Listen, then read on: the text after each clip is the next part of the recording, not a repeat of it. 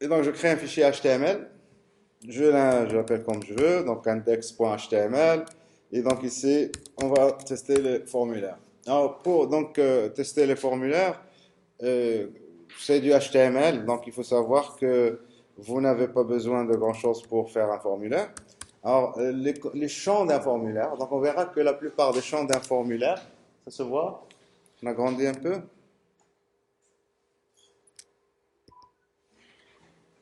ça va mieux. Donc, les champs d'un formulaire, c'est à la base le premier champ que vous utilisez tout le temps, c'est les champs de texte. Et donc, vous pouvez créer un champ de texte comme ça. C'est input, type égale texte. Alors, vous pouvez même, si vous voulez, faire ça.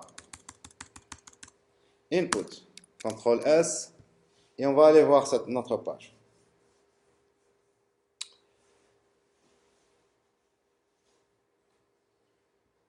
Vous le voyez, ici, c'est ça l'input. Bon, on a mis input.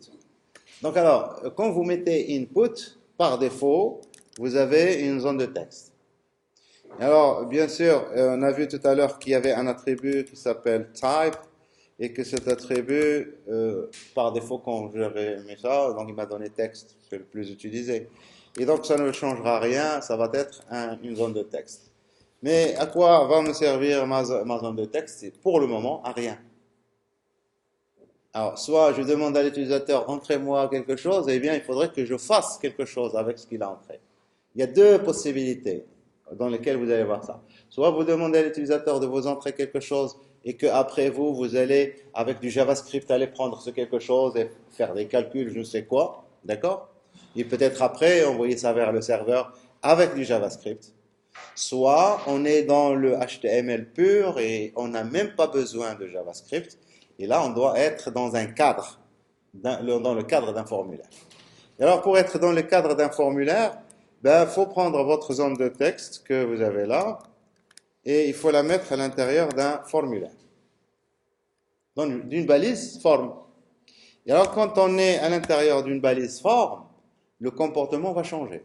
Donc, je CTRL S et j'actualise, j'écris bla bla et j'appuie sur Entrée, le comportement n'est plus pareil. Maintenant, quand j'ai appuyé sur Entrée, ça s'est effacé. Et si je reviens en arrière, j'écris blabla, mais l'URL, je ne sais pas si vous la voyez, en haut, il y a index.html. D'accord? Mais quand j'appuie sur Entrée, il y a quelque chose qui va s'ajouter. Alors, je reviens, j'actualise. Je ne sais pas si vous le voyez, le petit quelque chose qui s'ajoute ici. Ça, point d'interrogation. Et alors, ça veut dire quoi? Ça veut dire que normalement, mon formulaire a été envoyé vers le serveur et j'ai reçu la même page que celle qu'il y avait avant. Autrement dit, c'est comme si un peu ma page a été rafraîchie. Hein? Elle a été rechargée, la page. Mais avant d'être rechargée, j'ai envoyé normalement les données. Mais ici, il se trouve que j'ai pas mis de données. Alors, et là, je commence par la première règle fondamentale d'un formulaire. Un formulaire, vous mettez des champs. Et si vous voulez que les données de votre formulaire soient envoyées vers le serveur, vous avez une règle fondamentale. Il faut que ces champs aient un attribut name. Et alors, donc ici, mon champ, il a un attribut. Alors, je vais mettre ça en minuscule. Si vous mettez ça en majuscule, ça pose pas de problème. Hein. Donc, name égale, je vais appeler mon champ, je vais lui donner un nom. Login, CTRL S. Je reviens, j'actualise, j'écris ici Toto et je fais entrer. Voilà ce que j'ai dans l'URL. Je vous le copie, je le colle ici. Après index.html, j'ai ça. Point d'interrogation. Login égale Toto. Alors, c'est quoi login et c'est quoi Toto? Login, c'est ça. D'accord? Et Toto, c'est ce que moi j'avais saisi ici. Donc, les données, comment ils seront envoyés vers le serveur? Eh bien, ils seront envoyés sous la forme nom du champ égale la valeur du champ. La valeur du champ. Et c'est quoi la valeur du champ? C'est ce que vous saisissez ici. D'accord? Alors, ce que vous saisissez là, eh bien, vous pouvez mettre une valeur par défaut, si vous voulez. Et donc, si je suppose que l'utilisateur par défaut, c'est Toto, eh bien, je fais ça, par défaut, j'ai Toto. Vous voyez ici, qu'est-ce que j'ai fait? J'ai utilisé l'attribut value. Donc, il y a deux attributs fondamentaux. Il y a l'attribut name, c'est le nom du champ. C'est grâce à ça que le champ va être envoyé. Il y a deux conditions. Il faut que le champ ait un attribut name. Et la deuxième condition, il faut que le champ soit à l'intérieur d'un formulaire. Il faut qu'il soit à l'intérieur d'un formulaire. Et bien sûr, dans votre page, vous pouvez avoir autant de formulaires que vous voulez. Vous pouvez avoir autant de formulaires que vous voulez. C'est bon jusque-là? Alors, si maintenant, si j'ajoute un autre champ, si je mets ici un BR, vous savez c'est quoi? Retour à la ligne. Je crée un deuxième champ et je vais appeler ça password, ou je vais appeler ça juste pass. Et là, le type maintenant, je vais changer. Je vais mettre password. Type de champ, c'est password. Et value, je peux garder, je peux ne pas mettre. Si vous ne mettez pas, la valeur par défaut, c'est wallo, c'est chaîne vide. Et pour Toto, vous pouvez garder si vous voulez, mais mettez chaîne vide. Et là, il sera vide. Alors, si j'actualise, ici, je vais avoir deux champs. On les voit. Et donc ici, j'écris Toto, j'appuie sur Entrée, ça ne marche plus. Ça ne marche plus. Et donc, on revient au cas standard des formulaires. Un formulaire, on avait dit tout à l'heure, c'est un ensemble de champs, mais vous aurez toujours un bouton sur lequel vous allez cliquer pour envoyer les données du formulaire. Et donc, on va créer ce bouton. Eh bien, ce bouton, c'est un bouton, lui aussi, c'est un input, si vous voulez. Donc, on verra qu'on peut l'écrire d'autres manières. Mais il est de type submit. Il est de type submit. Et donc, je vais juste ajouter ici un HR. C'est juste, bon, vous faites ce que vous voulez. J'ajoute un HR pour que j'ai un soulignement. Voilà mon bouton submit. Mais tous les trois éléments, ils sont tous les trois à l'intérieur du formulaire. Ils sont à l'intérieur de form/form. Si j'écris maintenant Toto, et je fais valider, eh bien, on va voir que le formulaire a été envoyé. Et voilà ce que j'ai dans la barre d'adresse. Donc, pour ceux qui ont du mal à voir. Hein? Et donc, j'ai index.html, point d'interrogation. Toujours, donc ici, vous voyez, point d'interrogation. Login égale Toto. Login égale ce que j'ai saisi ici, Toto. Et commercial, vous voyez, le et commercial est très important. D'ailleurs, je pense que tout le monde a l'habitude de voir du blabla dans l'URL. Souvent, vous avez de très grandes URL. Si vous prenez ces URL, vous pouvez toujours les découper par le et. Vous trouverez toujours les et. Et si vous les découpez par ces et, vous allez trouver encore deux parties qui sont séparées par égal. Et la partie gauche, c'est le nom du champ. La partie droite, c'est la valeur du champ. C'est le cas ici.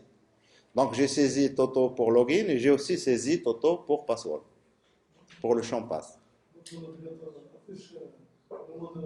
Oui, votre camarade, il dit, le navigateur affiche le mot de passe. On ne voudrait pas que le mot de passe apparaisse ici.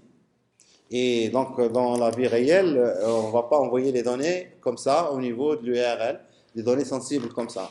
Mais de toute façon, écrivez votre mot de passe, on peut le lire. On peut lire son contenu, hein, donc entre guillemets, il n'y a pas de problème. On ne peut pas cacher tout ça. Mais seulement pour quelqu'un, quand on fait ça, pour quelqu'un qui est debout à côté de vous, il ne va pas voir. C'est ça le but. Mais si vous lui laissez la machine, eh bien, il va pouvoir aller sortir ça. D'accord? Alors, bien sûr, puisque vous le dites, ici, quand on a créé le formulaire, et on l'avait testé au début, quand je fais envoyer, j'écris blabla ici, donc je réactualise, j'écris ici Toto, j'écris blabla, je fais valider, et vous voyez que ici les champs sont vidés, sont effacés. Pourquoi ils sont effacés? Parce qu'on avait dit que la page a été rechargée. Alors, en général, quand on envoie les données, on les envoie où? Alors voilà, donc on les envoie vers le serveur. Mais ça, c'est très général. Plus précisément, on envoie les données vers une ressource sur le serveur. Et cette ressource, en général, c'est un fichier. On va dire un fichier pour le moment. Et donc alors, ici, pour dire quel est le fichier qui va récupérer les données qu'on va envoyer vers le serveur, eh bien, je vais mettre ici script.php. Je suppose que c'est ça le fichier qui va récupérer les données que je vais envoyer sur le serveur. Et si je reviens ici, j'actualise et j'écris Toto, Toto et je fais valider, on comprend ce qui s'est passé. Et si vous regardez l'URL ici, au lieu de index.html, point d'interrogation, j'ai maintenant script.php, ce que j'ai mis dans Action, dans l'attribut Action des formulaires.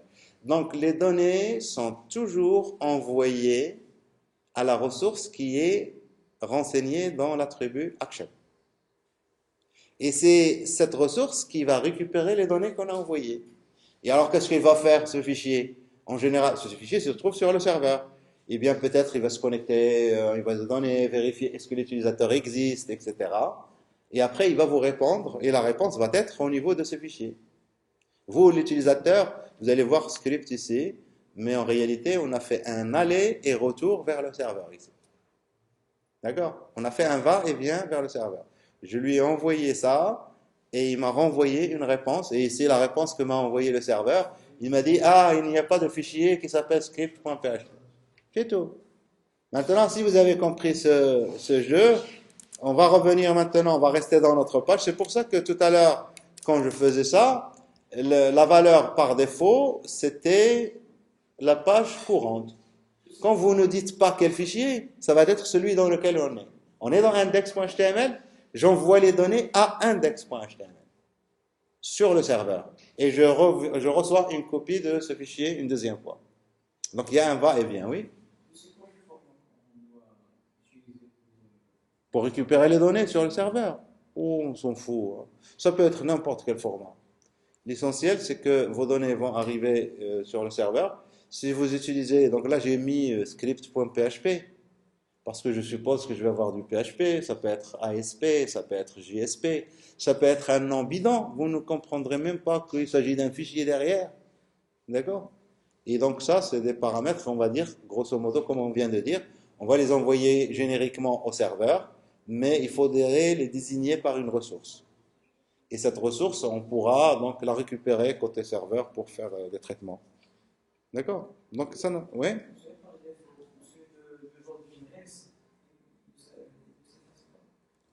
Il ne? Ouais. Ouais. Comment il reste? Vous voulez qu'il reste ici, là? Alors si vous faites ça, non, ici, attention, ici ça ne marche pas. Il n'y a pas d'authentification qu'on est en train de faire. C'est juste ici, donc je veux envoyer des données vers le serveur. Maintenant, est-ce que j'ai le droit d'accéder au serveur et tout ça? L'authentification, ce qu'on appelle l'authentification. Je pense de ça vous parlez, non? Quand on tape, par exemple, Toto, Ouais, ouais. quand on valide, pour vous, les cases sont vides. Ouais. Pour moi, le Toto reste. Ah, il reste, il ne change pas. Et vous avez la même chose que moi, vous avez point d'interrogation. Et vous avez validé comme ça. Et puisque si vous n'avez pas point d'interrogation, vérifiez, vous n'avez pas de formulaire. Vous avez vraie forme. Regardez, est-ce que vous avez vraie forme? Alors, donc ici, action, s'il vous plaît. Je continue, hein, donc ça doit être comme ça. Là, moi, je vous fais de l'expérience ça se passe exactement comme ça dans la vie réelle. Je suis en train de parler avec un vrai serveur web ici. Hein. Si j'ouvre mon fichier, alors mon fichier, donc je l'ouvre pour que vous voyez aussi. Donc c'est dans HTML.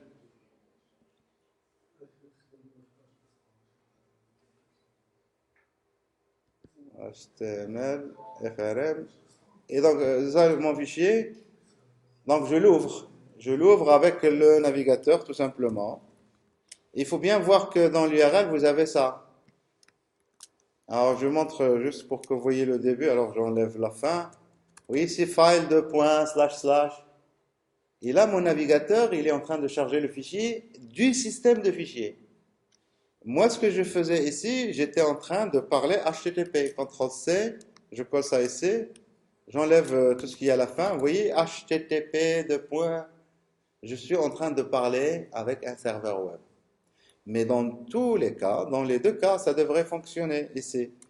Ici, ça fonctionne au moins pour développer. Et donc, ça fait exactement pareil. Vous voyez ici que j'ai machin et que les champs, ils ont été vidés. Hein, ça marche. Et donc, quel que soit le cas où vous êtes dans le cas réel, ou juste vous chargez le fichier en l'ouvrant avec votre navigateur, je dis bien avec Google Chrome. Si vous utilisez d'autres navigateurs, par exemple Internet Explorer, dans ce mode-là, il va pas vous montrer, peut-être, il va pas vous montrer les choses comme ils doivent être réellement. Mais au moins, donc, utilisez Google Chrome, il est très bien. D'accord? Et alors, donc voilà, donc je peux continuer. Donc j'ai deux champs, et puis un bouton valider, enfin valider, je sais pas valider. Moi j'ai rien mis, j'ai mis juste un bouton, et puis lui il m'a écrit valider. J'ai mis un input de type submit, et lui il a ajouté ça. Si j'ouvre ça avec Internet Explorer, il va pas me mettre valider, il va me mettre soumettre. Et c'est la valeur par défaut. Alors si vous voulez changer ça, vous mettez value et vous mettez ce que vous voulez. Donc ici, je vais écrire ça en français, je veux envoyer les données. Et donc envoyer au lieu de valider. Et si j'actualise, vous voyez ici, ça dépend des navigateurs. Quand vous dites rien, ça veut dire qu'il va utiliser la valeur par défaut. Et la valeur par défaut, il peut être différente d'un navigateur à l'autre. Alors, mais il y a des choses qui sont communes. Par exemple, ici, action, vous la mettez ou vous la mettez pas, par défaut, la valeur, c'est le fichier courant. Si je l'enlève et j'écris blabla, blabla, je reste dans mon fichier. Alors, je vais me mettre ici, j'actualise. J'écris blabla, blabla, et je fais envoyer, je reste dans mon fichier. Je reste. Et donc, ça, c'est action. Alors, la deuxième chose, votre camarade a dit le mot de passe, il ne faut pas l'envoyer dans l'URL. Bon. Alors, pour envoyer un formulaire, vous avez deux méthodes pour le faire. Et donc là, l'attribut, c'est méthode. Et la valeur par défaut, c'est get. Vous n'avez pas fait tout à l'heure, donc c'est get. Ça, c'est la valeur par défaut. Et donc, si je reprends, j'actualise et j'envoie mon formulaire, ça va être exactement comme tout à l'heure, on va tout voir dans l'URL. Mais si je modifie et je mets ici post, eh bien, les champs, on ne va plus les voir. Et donc ici, j'actualise. Et donc, j'enlève tout ça. Et si je fais blabla, blabla, et je fais envoyer, eh bien, on ne va rien voir ici. Mais il faut bien savoir que les données sont envoyées, mais on ne les voit pas. Donc, on va dire qu'ils sont envoyés dans le corps de la requête. Et on reviendra là-dessus. Il va falloir voir qu'est-ce que c'est qu'une requête, HTTP, etc., pour comprendre à quel endroit ils sont envoyés au niveau de la requête. Pour nous, donc on va rester avec get, et c'est la valeur par défaut. Donc si vous mettez rien ici, c'est get. Et donc si je fais blabla, blabla, ça va être get, et on va voir toutes les informations dans l'URL. C'est bon pour ça? Bon. Alors, ça c'est quoi? C'est le login, ça c'est le password. L'utilisateur final, il ne va pas savoir ça. Il faut le lui dire. Alors pour le lui dire, donc vous allez écrire du texte. Et donc ici, on va lui dire login, deux points. Et là, on va lui dire password, deux points. CTRL S. Et là, c'est juste du texte, donc ça va lui afficher. Il va comprendre qu'est-ce qu'il doit entrer. Deuxième truc, ici, pour ces champs, on peut mettre ce qu'on appelle les placeholders. Et les placeholders, c'est du texte qui va s'afficher dans la zone de texte. Placeholders. Et donc ici, c'est password. J'enregistre et j'actualise. Vous voyez, placeholder, c'est le texte qui apparaît en grisé à l'intérieur de la zone. Quand vous commencez à écrire, il est effacé. Quand vous effacez, il revient. C'est bien ça. Et donc, des fois, on n'a même pas besoin de mettre ça. On met juste les placeholders, ils sont suffisants. D'accord? Alors voilà, donc voilà pour mes champs. Alors, quelques d'autres caractéristiques, parce que les champs, vous allez les retrouver très souvent, hein. Donc, il y a des caractéristiques de plein d'attributs. Je les passe en revue rapidement pour que vous les voyez, quelques-uns. Et ici, je vais mettre par exemple size. Alors, on peut comprendre déjà size, c'est la taille. Si je mets ici 10 et j'actualise, qu'est-ce que vous remarquez? Que la taille est devenue plus petite de la zone de texte. Ça veut dire ici que ça va afficher 10 caractères. La taille affiche 10 caractères. Mais vous pouvez mettre plus, il n'y a pas de problème. Il n'y a pas de limite. D'accord? Enfin, il n'y a pas de limite. Il ne faut pas mettre non plus 1 kilomètre de caractères. Donc, il faut une zone de texte comme ça. Ça sert pour écrire des choses qui sont très courtes. Ça, c'est le premier attribut. Et donc, vous avez aussi max length. Alors, je vais mettre ici 6. Ça peut être utile. Je peux plus, j'écris, ça n'écrit plus. Donc ici, vous comptez 1, 2, 3, 4, 5, 6. C'est caractères au maximum. Et il ne faut pas vous leurrer, donc il ne faut pas croire que si vous faites ça, l'utilisateur final ne pourra pas modifier ça. Moi, en tant qu'utilisateur, je peux venir et modifier le contenu de mon formulaire d'ici. Donc j'ai mis, je sais pas moi, j'ai mis max length ici. Et bien là, je vais mettre 20 et je reviens ici et je continue à écrire. D'accord? Là, vous avez mis votre password et donc je reviens ici, je mets ici texte et voilà ce que j'ai écrit, donc il n'y a pas de problème. D'accord? Bon, c'est pas grave de toute façon. Comme je vous ai dit, c'est juste ça, on le fait pour les gens qui passent à côté, qui ont les yeux qui, hein, et c'est uniquement ça. C'est bon? Ah, je continue. Donc, par rapport à ces attributs, il y en a d'autres attributs qui sont aussi intéressants dans certaines situations. Vous avez par exemple disabled. Disabled, c'est un champ désactivé. Aussi, donc, a priori, il ne sert à rien. Et donc, des fois, on met des champs qui sont désactivés. À quoi? Pourquoi on va mettre des champs désactivés? Ça dépend du contexte, oui. Bah, ça peut dépendre d'autres choix. Il faut d'abord faire des choix. Alors, on peut le faire, par exemple, ici. Ici, je pense que vous allez comprendre très facilement parce qu'on prend Z. Donc, c'est disabled. Je enregistre. Là, j'ai un bouton. Vous pouvez cliquer, ça ne clique plus. Pour que ça puisse cliquer, ben, il faut enlever disabled. Ça. Il faut enlever ça. Et pour enlever ça, eh bien, il faut l'enlever programmatiquement. Je vous mets ici une zone case à cocher. Êtes-vous d'accord avec le, je sais pas moi, le contrat, machin, etc. Ou avez-vous lu, vous êtes d'accord avec. Et quand vous cliquez ici, vous cochez ça, c'est là que je vais vous activer le bouton pour envoyer. Mais vous avez vu que je peux l'activer. Et donc, tout ce que nous allons faire à ce niveau, côté client, on va juste s'assurer que l'utilisateur, on va le guider. Donc, le but pour nous, c'est de le guider pour qu'il aille remplir les données qu'on veut, hein, le mieux possible. Maintenant, donc, les données, quand vous les envoyez sur le serveur, il faut toujours les vérifier. On peut aussi les vérifier côté client. Alors, vous pouvez toujours revenir à la ligne si vous voulez. Je suis toujours dans la même balise ici, hein. Je suis toujours dans la même balise. Vous pouvez mettre, par exemple, les balises comme required.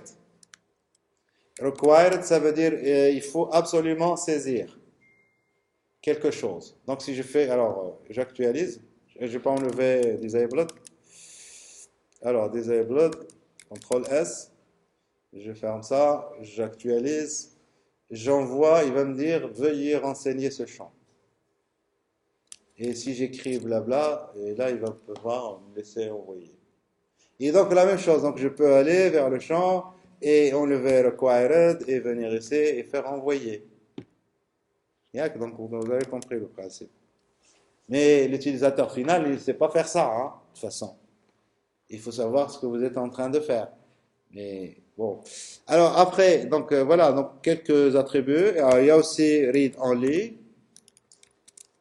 Je pense que c'est clair, read only. Read only, ça veut dire en lecture seule. Et donc, bien sûr, si vous voulez mettre un champ read only, il faut mettre quand même dans value quelque chose. Et comme ça, l'utilisateur, il pourra lire, mais il ne pourra pas modifier. Read only, ça veut dire lecture seule. Voilà, donc ça, c'est des attributs que vous pouvez avoir donc à manipuler ou à utiliser dans certaines occasions. Donc ici, je les teste donc à la volée. Alors après, donc ce genre de choses, nous allons passer, donc très souvent, vous allez demander aux utilisateurs de faire donc des choix, donc de faire un choix parmi plusieurs. Alors faire un choix parmi plusieurs, on lui présente on appelle ça les boutons radio. Et donc ces boutons radio, donc on va demander à l'utilisateur par exemple son sexe. Est-ce que c'est une femme ou est-ce que c'est un homme? Et donc ici, pour ça, on va lui présenter des champs input de type maintenant radio. Et on va respecter la règle de tout à l'heure. On a dit que pour qu'un champ soit envoyé, il doit absolument avoir un attribut name. Alors je mets l'attribut name et donc on va lui donner un nom. Et il faut écrire le texte, comme ça l'utilisateur il va savoir à quoi ça correspond ça. Et je vais mettre un BR et je duplique ça. Et ici c'est homme. Et là c'est homme. Alors du point de vue, donc si vous voyez ça, je pense que vous comprenez. Donc il y a deux boutons radio, on appelle ça des boutons radio. Et donc le premier, vous avez le deuxième. Alors je clique ici, ça sélectionne. Je clique là, ça sélectionne. Donc voilà, la première des choses ici, donc pour les boutons radio, quand vous mettez des boutons, il faut que ces boutons appartiennent au même groupe. Et pour qu'ils appartiennent au même groupe, il faut leur donner le même nom. Même nom. De toute façon, on va faire un choix parmi plusieurs. Et donc ici, leur donner le même nom, c'est, ici je vais donner sexe, sexe. Et après, si vous faites ça, ça va résoudre le problème ici. Si je sélectionne ici, c'est bien. Je sélectionne ici, ça désélectionne l'autre. Pourquoi? Parce qu'on leur a donné le même nom. Donc ils sont dans le même groupe. Mais quand je fais envoyer, qu'est-ce qu'on va envoyer ici? Qu'est-ce qu'on voit là? Eh bien, on voit ici, que ce soit vous cochez femme ou homme, vous allez voir sexe égale on. Oui, sexe égale on ne sait pas. Hein? Donc il faut qu'on sache est-ce que c'est une femme ou est-ce que c'est un homme. Et pour ça, donc on ajoute un deuxième attribut, c'est value, exactement. Donc si c'est ça qui est coché, eh bien on va envoyer sexe égale F. Si c'est ça qui est coché, eh bien on va envoyer ici égale H. Sexe égale H. CTRL S, j'actualise. Là j'envoie, je vais avoir sexe égale F. Et là, si je coche ça, je vais avoir sexe égale H.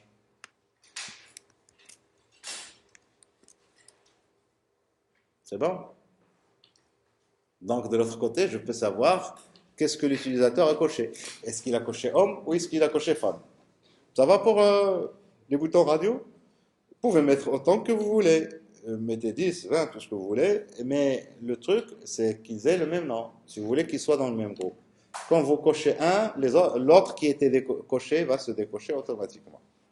Seulement, ici, il faut bien, techniquement maintenant, il faut bien venir avec votre souris exactement sur le cercle pour cocher. Et ça, c'est pas très pratique pour l'utilisateur. On voudrait bien cocher ici directement, cliquer sur homme et cocher. Eh bien, pour faire ça, alors on utilise ce qu'on appelle, c'est des balises, on appelle ça des labels. Et donc alors, label et slash label, vous pouvez faire juste ça. Vous entourez à la fois votre input et le texte que vous voulez qu'il soit le label. Vous voyez, on met tout dans le même paquet, label. Je CTRL S, je reviens ici. Regardez la souris, comment elle est sur femme. Regardez la souris, comment elle est sur homme. Sur femme, je clique, ça sélectionne. Sur homme, ça ne sélectionne pas. Et là, c'est pratique. Donc, je désélectionne et là, je peux sélectionner n'importe où. Ça, c'est la première. Donc, le label, c'est quelque chose qu'on peut utiliser partout. Alors, ici, je vais le faire aussi pour homme, mais je vais le faire d'une deuxième manière. Et donc, ici, homme, c'est ça, le texte que j'ai ici. Et je vais là mettre un label autour juste de homme.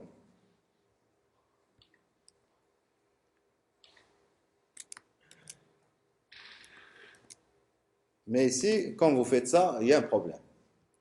Le label que j'ai ici, c'est le label de quel champ? Là, il faudrait que je fasse un lien entre ça et ça. Alors, pour faire un lien entre ça et ça, le label, il a un attribut qui s'appelle for. For. Et donc, pour qui? Pour le champ qui est à côté. Eh bien, là, on va utiliser un identificateur. Et donc, ici, je vais appeler ça HM comme homme. Et là, il faut mettre un ID. Et donc, le même, HM. Vous voyez, c'est for HM. Et là, on met l'ID. Et là, on met le champ. Alors, vous allez me dire, mais pourquoi on va faire. Autant faire ça, c'est plus simple. On n'a pas besoin d'ID ni rien du tout. Et donc, on verra que ça aussi, ça peut être très utile, le fait qu'ils soient séparés. Et donc, je vais vous montrer ça. Mais pour le moment, donc, on va voir ici, ça va marcher pour homme, comme ça va marcher pour femme. C'est-à-dire que ça marche. Maintenant, la différence ici, puisque je les ai séparés, eh bien, je peux faire par exemple le CTRL-C et je peux mettre n'importe où. Là, je l'ai mis à l'intérieur de je peux même le mettre à l'extérieur de mon formulaire. Parce qu'il s'agit juste d'un élément de l'interface qui me permet de sélectionner. Alors, je ne sais pas si vous avez pigé ce que j'ai fait là.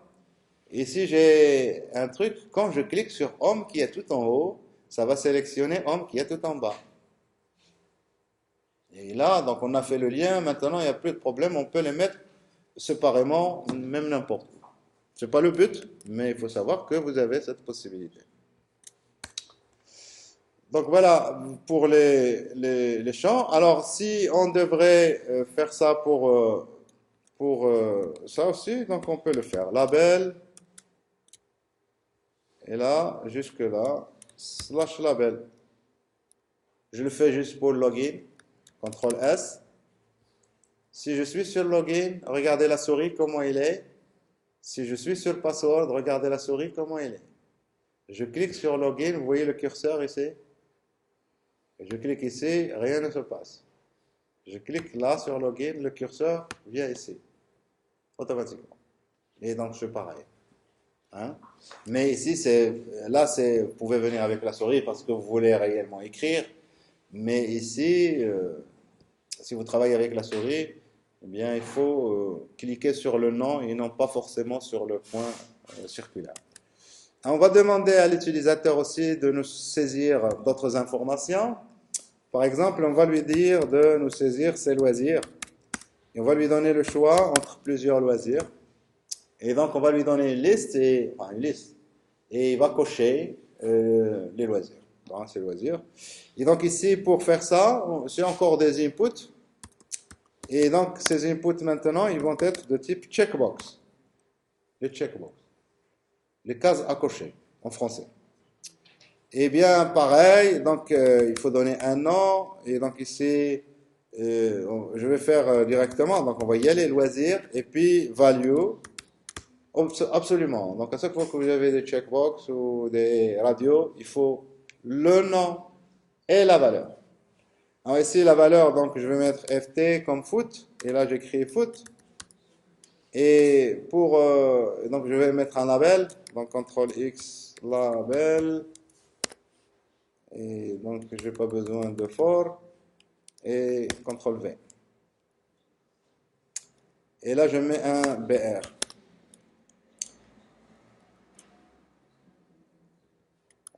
Notation. Lecture. Et donc ici, notation, je vais mettre not. Et lecture, je vais mettre lec.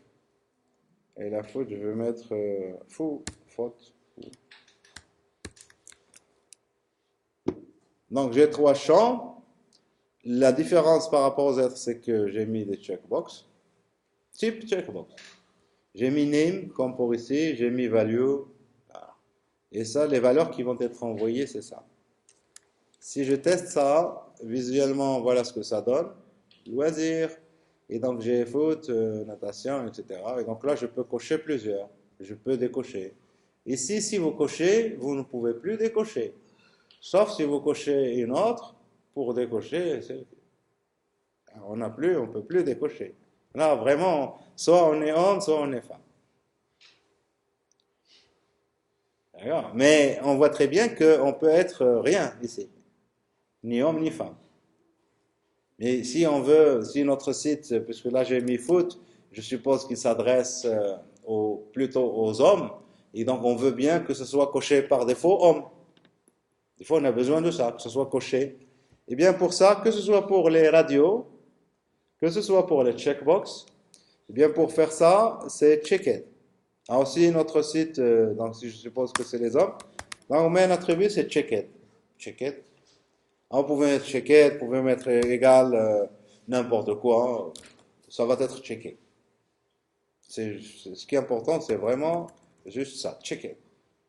CTRL S, j'actualise. Et donc, on verra ici que homme sera checké par défaut. Et si tous les garçons jouent au foot, donc on va mettre aussi checked par défaut pour le foot. Et donc, j'actualise et on va voir checked par défaut pour le foot. Donc voilà, vous pouvez checker, déchecker, etc. Alors après ça, donc la plupart du temps, vous allez faire des sélections comme ça. On peut vous demander, par exemple, de quel pays vous êtes. Et alors, vous êtes forcément d'un seul pays. Donc c'est un choix parmi plusieurs. Mais les pays, il y en a plein. Est-ce qu'on va mettre des radios pour ça? Hein, sinon, on va remplir la page avec tous les pays du monde. Voilà, donc vous savez, donc on met des listes et donc ici on passe aux listes. Et donc alors pour les listes, il suffit, donc on va demander à l'utilisateur quel est son métier par exemple, et on va mettre un BR. Et là on va utiliser les listes. Alors les listes c'est pas des inputs, c'est des selects. Et pareil, il faut leur donner un nom. Et donc ici je l'appelle métier. L'ID je m'en fiche. Et à l'intérieur d'une select, on met des options. Et comme tout à l'heure, donc ici, ce qui va être envoyé, c'est la value. Puisqu'ici, je vais faire un choix parmi plusieurs. Ce qui va être envoyé, c'est le nom de la select égale la valeur de l'élément, de l'option que vous avez sélectionné. Alors ici, donc, vous pouvez mettre ça, métier, donc, enfin, choisir votre métier. Voilà, je me limite à ça. Et après ça, donc, je vais créer d'autres. Et donc ici, on va mettre ici ING. Et là, c'est pour ingénieur. Et ici, on va mettre technicien. Et là, on va mettre étudiant. Étudiant. CTRL S. C'est tout. Alors, j'actualise. Donc, je vais avoir ma liste. La voici. Si j'envoie maintenant, qu'est-ce qu'on va voir? Métier égale Walou, chaîne vide. Parce que option pour choisir ici, l'option il est vide. Vous l'avez, value est vide. Mais pour les autres, alors ici c'est ENG, ici c'est, je vais mettre tech. Et là, je dois mettre, par exemple, études. Voilà. Et j'actualise, je réactualise. Donc si j'envoie ici, donc on va voir métier égale Walou. Si je choisis ingénieur, donc on va voir métier égale ING. Etc. Donc l'information, elle a été envoyée vers le serveur. Donc voilà pour les listes, c'est pas quelque chose de compliqué. Aussi pour les listes, vous pouvez faire en sorte qu'un élément soit choisi par défaut. Pour ça, c'est selected. Au lieu de, puisque la liste c'est select, au lieu de mettre checked, c'est selected. CTRL S.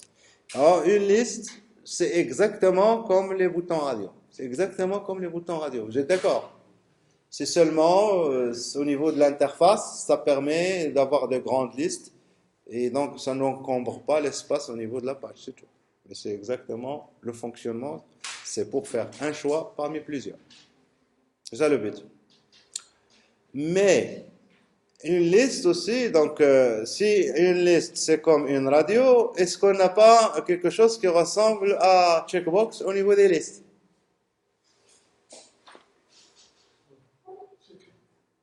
Non.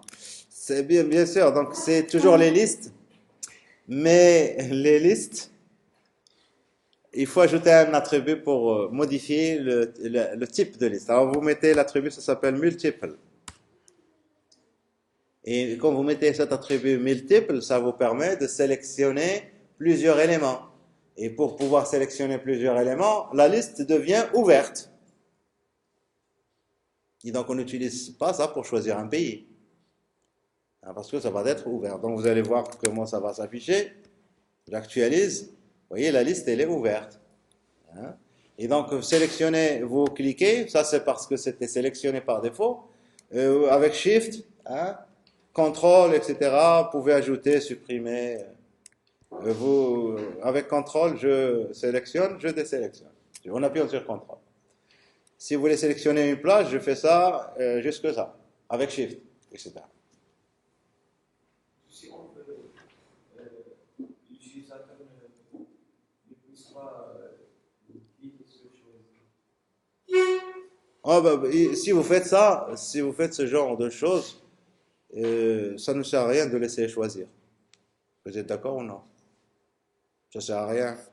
Si vous le faites, c'est que ici, donc ça, il faut enlever. Ça, il faut enlever. Je la commente. Et donc, on ne va pas la voir. Et donc, il faut qu'on soit dans une configuration comme ça, puisque vous lui demandez de choisir, et autant lui dire ici, choisissez votre métier à l'extérieur. Et là, il va faire ses choix. Maintenant, si vous voulez l'obliger à faire un choix, eh bien, enfin, l'obliger. Et donc, vous pouvez mettre ici, comme on avait fait, required. Ici, si je ne mets pas selected, il n'y aura pas d'élément qui sera sélectionné par défaut. Si vous faites envoyer, eh bien, il vous dit sélectionnez un élément dans la liste pour sélectionner. Mais donc, vous sélectionnez un, c'est suffisant pour lui. Et on verra comment on fait pour gérer un peu tout ça après, parce que moi, je veux sélectionner au minimum 2. Comment savoir ça? Et donc, il faudrait faire des traitements côté client pour ça. Ça va?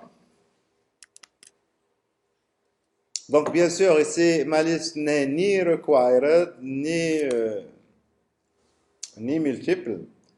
Et aussi, donc, le commentaire ici, je laisse ça comme ça et je reviens à la situation initiale. Voilà. Après les listes, donc, qu'est-ce qu'on a d'autre? Eh bien, les textaria. Vous voulez écrire un message à quelqu'un, eh bien, un message, c'est en plusieurs lignes, c'est pas une seule ligne. Les zones de texte qu'on a vu tout à l'heure, input type égale texte, c'est une seule ligne. Là, si vous voulez des listes multilignes, eh bien, il faut les ajouter, et donc je mets un BR, et donc c'est texte area. Texte area. Et bien sûr, textaria aussi, il faut lui donner un nom, donc observation, par exemple. Ouais, je laisse observation. L'ID, j'en ai pas besoin, et je laisse ça comme ça. CTRL S, et je vais mettre un BR à la fin ici. Je mets les BR, après vous, votre formulaire, il faut l'organiser peut-être dans un tableau. À vous de voir comment organiser votre formulaire pour l'agencer correctement. Moi, je mets juste les BR, mais vous pouvez mettre n'importe quelle valise HTML pour l'organiser. Ah, vous voyez la zone de texte? La voici. Je vais écrire plusieurs lignes. Oui, j'ai mis beaucoup de... Alors, j'ai mis ici 30 colonnes. C'est 30 colonnes, alors 30 caractères. 30 colonnes. D'accord? Autrement dit, dans la ligne, il y a 30 caractères. D'accord? Et combien de lignes? 10 lignes. Bon, je vais mettre, je veux pas 30, je vais mettre 10. Et là, je veux pas 10, je veux 3. CTRL S. C'est à vous de choisir. Voilà. Et donc, voilà, vous revenez à la ligne. Et quand vous écrivez, donc il n'y a plus assez d'espace, vous avez la barre de défilement. Tous les navigateurs, pas tous les navigateurs, par exemple Chrome, il vous présente ça, vous pouvez toujours modifier, enfin redimensionner. Les autres, ils ne le présentent pas. Mais bon, il faut savoir de toute façon que c'est une zone multiligne. Quand vous envoyez les données, eh bien vous envoyez observation égale tout le blabla que vous avez saisi ici. Il va être envoyé. Et donc, si vous envoyez ça, ben, il faut utiliser la méthode POST. Ils n'ont pas... D'accord?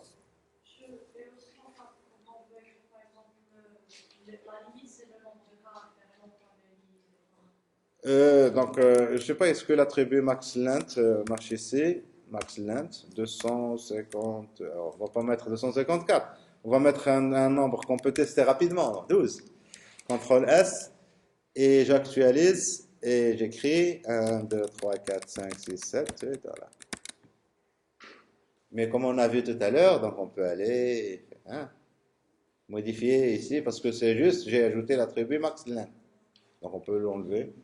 Mais c'est déjà pas mal. Donc on peut aussi utiliser du JavaScript pour vérifier qu'on n'a pas dépassé hein, avec du JavaScript. Et si on dépasse, on coupe tout ce qu'il y a de plus et on peut même ne pas le dire à l'utilisateur. Donc on verra qu'on peut faire vraiment ce qu'on veut. L'essentiel, c'est de pouvoir créer une interface dans laquelle l'utilisateur peut saisir des données en vue de les envoyer vers le serveur. D'accord? Voilà, donc vous avez le maxLength que vous pouvez utiliser là aussi pour les SMS. Et alors, bien sûr, les zones de texte, on peut écrire des choses dedans. Et alors, donc si je fais ça, alors je vais ajouter des colonnes. Je vais mettre 30, c'était 30, et je vais mettre là 8, CTRL S. J'actualise. Qu'est-ce que vous remarquez là? Il y a quelque chose de spécial ici. J'ai mis des valeurs par défaut. J'ai écrit du texte ici, vous le voyez le texte? Et donc, il y a quelque chose d'anormal. Alors, on va mettre ici A, href égale, alors href égale, blabla, voilà, CTRL S. Que va-t-il se passer? Est-ce qu'on va avoir un lien à l'intérieur de la texte ARIA? Bien non. Eh bien, on va voir notre lien qui va apparaître, enfin notre balise HTML qui va apparaître exactement tel qu'elle. Il ne sera pas interprété. Deuxième truc ici, c'est que quand vous écrivez, donc ici, les balises ne seront pas interprétées à l'intérieur de texte ARIA, c'est très important ça. Deuxième truc, vous faites A, donc vous revenez à la ligne, vos retours à la ligne, ils seront sauvegardés. Vous mettez des tabulations, 2 tabulations, 3 tabulations, CTRL S, je reviens ici, on va voir tout ça qui va être sauvegardé. Ça, c'est spécifique donc au texte ARIA. Alors voilà, donc texte ARIA, donc si vous la créez, il faut faire ça. Là, il est vide. Là, il est vide. Par défaut, il est vide. Si j'actualise, il n'y a rien dedans. Quand je clique, le curseur, il est là. Mais si vous faites ça, a priori, vous voyez qu'il est vide. Mais non, il n'est pas vide. Il y a déjà de retour à la ligne dedans. Et donc, si j'enregistre et je reviens ici, eh bien, si je vais, donc vous voyez que je suis déjà là. Il y a déjà des retours à la ligne qui sont inclus dedans. D'accord? Et donc, si vous voulez que votre texte ARIA soit vide, ben, il faut vraiment la coller ici. Hein? J'ouvre, je ferme. Si vous faites ça, vous avez mis un espace dedans. Si vous faites ça, vous avez mis 2 espaces dedans. D'accord? Voilà. Alors ça, c'est les textes ARIA. C'était les textes ARIA. Et après les textes ARIA, qu'est-ce qu'il y a d'autre? On va demander à l'utilisateur donc d'entrer, de nous envoyer sa photo. Hein? Sa photo, s'il en a une. Et donc, pour qu'il envoie une photo, eh bien, c'est encore un input de type file. De type file. Et la même règle, donc name égale, il faut lui donner le nom, c'est photo. Vous l'appelez comme vous voulez, donc ici photo, parce qu'il représente une photo. Et puis BR, voilà. Et alors, rien de spécial, j'actualise ici. Je vais réduire le texte ARIA maintenant. Je vais mettre juste 3 lignes. Hein. Voilà, donc ça donne ça. Et je pense que vous êtes habitué à voir ça. Entre votre photo, vous avez un bouton, vous cliquez, vous allez chercher votre fichier. Et vous cliquez, bon, voilà, vous avez votre fichier. Et quand vous faites envoyer, il va envoyer, qu'est-ce qu'on va voir? Photo égale, alors voilà ce qu'il me fait, ce qu'il m'ajoute. CTRL C, CTRL V. Photo égale function.php. Mais ce qu'il a envoyé ici, c'est juste le nom du fichier. Il n'a pas envoyé le fichier. Alors pour qu'il puisse envoyer le fichier, il faut que le fichier, que le formulaire utilise la méthode POST forcément. Parce que quand vous utilisez la méthode GET, on avait dit que les données sont envoyées dans l'URL. Ben, vous envoyez des fichiers, vous les obligez, vous devez utiliser la méthode POST. Donc, il faut utiliser ici, dans votre formulaire, méthode égale POST. Ça, c'est la première des choses. Et même si vous mettez méthode égale POST, le fichier ne sera pas envoyé. Il faut encore ajouter, il faut lui dire que maintenant, attention, j'ai des champs et j'ai aussi des fichiers. Alors, pour lui dire ça, il y a un attribut qui s'appelle UncType.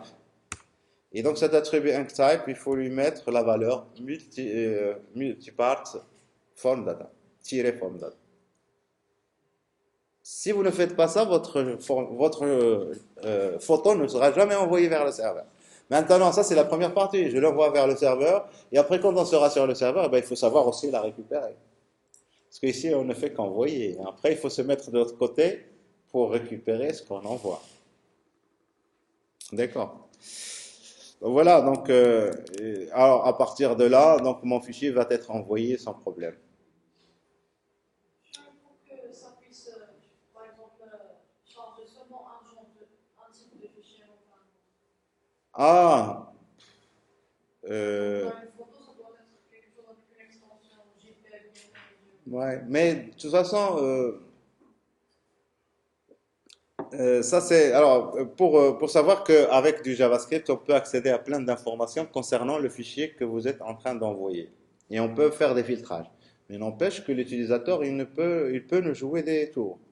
C'est-à-dire, vous lui dites, envoyez-moi un fichier JPEG, bah, il peut modifier juste l'extension du fichier et vous allez croire qu'il s'agit d'un fichier JPEG. D'accord? Donc ça, c'est les premiers trucs. Maintenant, moi, si je choisis ici un fichier et je fais envoyer ici, eh bien, je suis en train d'envoyer, et donc là, il y a une requête qui a été faite vers le serveur. Alors, si on affiche ça un peu, même si,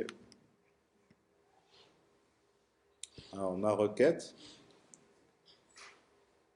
Eh bien, les données qui ont été envoyées, je sais pas, donc on peut les voir ici, hein. Donc, ça se voit un petit chouïa, donc j'agrandis.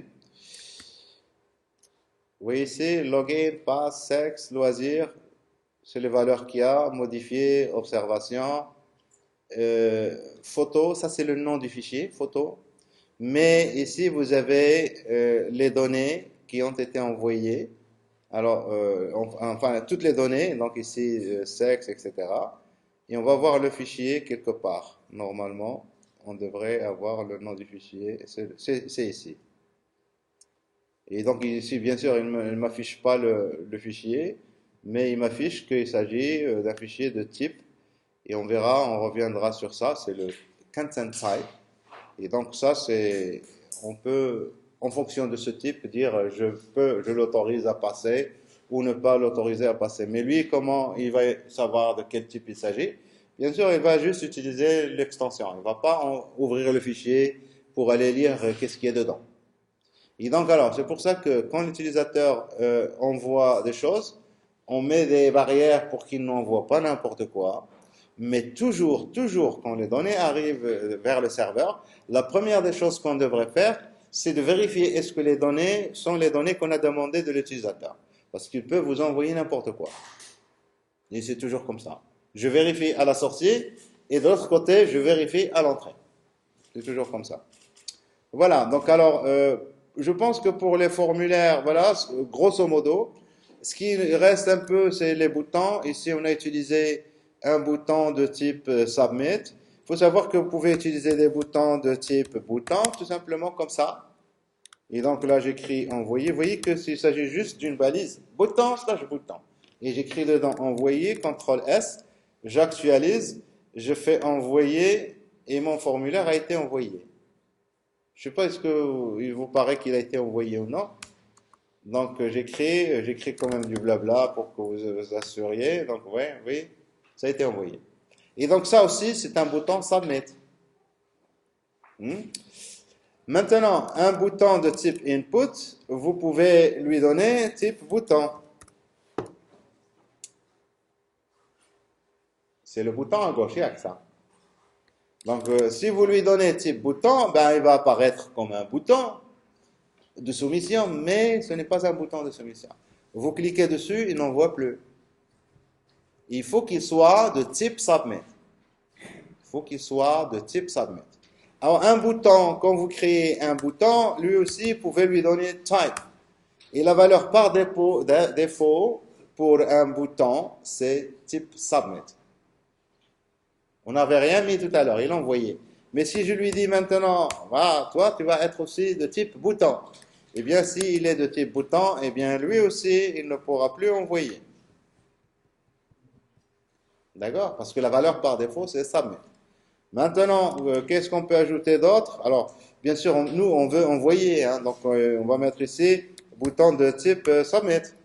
D'accord? Mais on peut utiliser plein d'autres trucs pour envoyer. Enfin, pas pour envoyer. Oui, on peut utiliser encore d'autres inputs, comme input de type image. Vous comprenez bien, il s'agit d'une image. Et donc ici, il faudrait donner la source. Alors, je ne suis pas connecté, enfin, je n'ai pas d'image sous le nez, mais bon, je ne veux pas donner de source. Il s'agit d'une image. Et puis, je vais la fixer, la taille de mon image.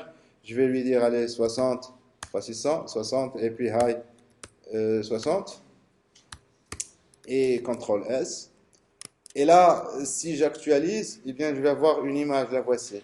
Et vous voyez qu'il y a dessus validé, c'est pas moi qui écris ça, validé. C'est la valeur par défaut. Et si vous cliquez, ça envoie.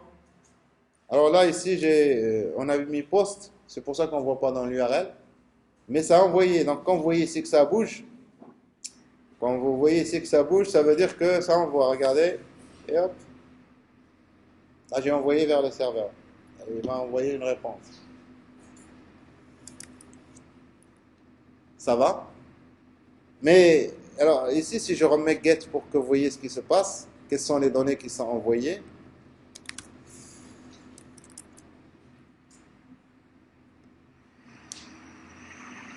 Alors, je clique.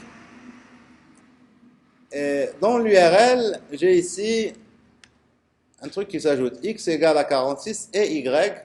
Je le copie, je le mets là. J'ai ça qui s'ajoute. X égale à 46 et Y égale à 27. Eh bien, ça envoie aussi les coordonnées du point sur lequel vous avez cliqué sur l'image. Si je clique ici, en haut, ça va être 0, 0. Et puisque mon image, on a mis 60, 60, si je clique ici tout en bas, ça va être 60, 60. Oh, ça peut être utile, mais pas vraiment. Hein. Mais bon. Donc voilà pour les boutons. Donc il y a plein de boutons qu'on peut implémenter. Le dernier bouton donc, à connaître aussi, c'est le bouton de type. Donc je le mets ici. Input de type reset. Reset. Et donc value initialisée ou réinitialisée. Et donc alors, ça veut dire quoi? Ça veut dire que quand vous entrez des choses, vous avez fait des choix et à un moment donné, vous voulez pas envoyer le formulaire, vous voulez recommencer à partir des valeurs initiales, vous faites réinitialiser, il va remettre à 0. Donc il ne va pas envoyer, il va juste mettre comme si vous venez de le recharger. C'est tout. Donc voilà pour les formulaires. S'il y a des questions.